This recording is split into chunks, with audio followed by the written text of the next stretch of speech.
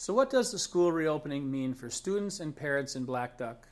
I'm Superintendent Mark Lundeen, and as we prepare for the reopening of school this fall, there are still so many unanswered questions.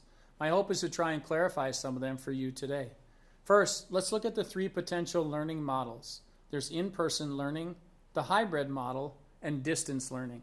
In-person learning is a traditional school as we know it, and the one that most of us can't wait to get back to. Distance learning is a process we used last spring, with some new upgrades to try and improve the experience for everyone involved. Let's face it, last spring was difficult and frustrating for students and parents, and we were just as frustrated as well. We've learned a lot last spring, and we hope to provide a much better experience this time around, should we need to use distance learning again. The model that seems to be drawing the most attention is the hybrid model. In Blackduck, the hybrid model will mean that students would be divided into two groups, Group A and Group B, keeping family groups together so they attend on the same day. Group A will attend in person on Tuesdays and Thursdays and do online learning Wednesday and Friday. Group B will attend in person on Wednesday and Friday and do online learning on Tuesday and Thursday. This model does not mean students will only have school 2 days a week. It simply means they will only attend in person 2 times a week. With this model, daycare will be provided for essential workers at no cost for students in grades K through 6 on the days the students don't attend in person.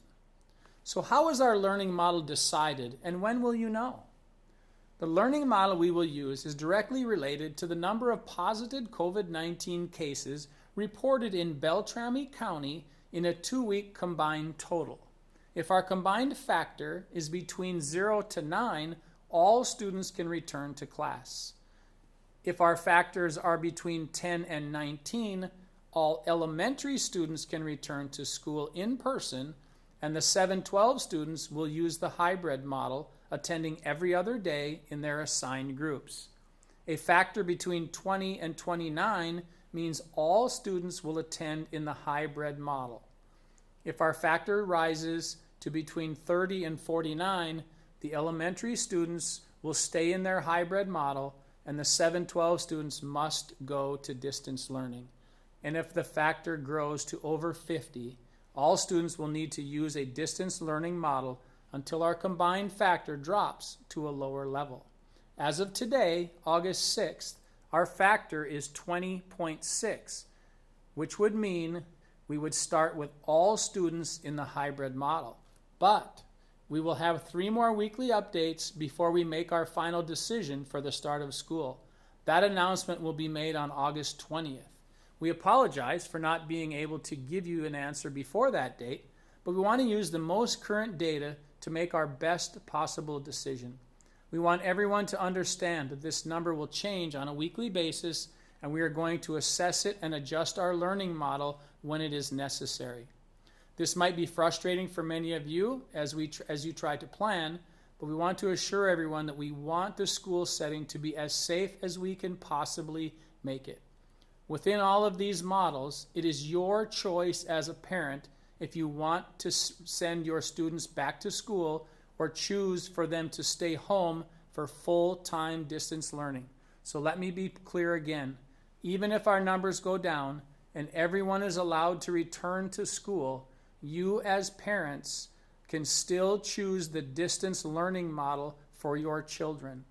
We're asking those of you that choose this option to please contact the district office as soon as possible so we can begin to start our planning.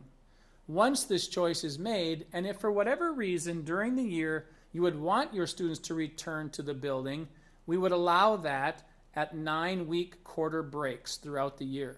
This will allow us to plan and be ready for your students' return.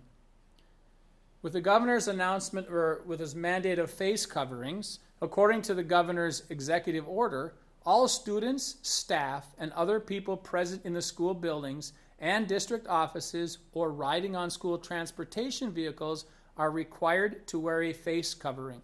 Face coverings are meant to protect other people in case the wearer does not know they are infected. The face shield allows visibility of facial expressions and lip movements for speech perception and may be used as an alternative to a face covering in certain situations. Students in grades K through 8 will be allowed to wear a face shield if preferred. You will be provided with 1 reusable cloth face covering and 3 disposable masks per student. Please refer to the guidance on sanitation of these items. Anyone who has a medical documentation of a physical condition that states they cannot wear a mask or face shield will be exempt from this order. These situations will be handled on a case-by-case manner with the administration. On our website today, you will find a 12-page document which will outline the return to school and hopefully answer some of the questions you still might have. We are all in uncharted waters, and everyone is feeling the effects of this global pandemic.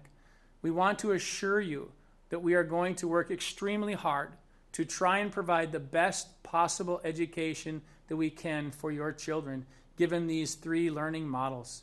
It won't be easy, and it won't be without some glitches as we learn to move between these 3 models when the county case numbers dictate it.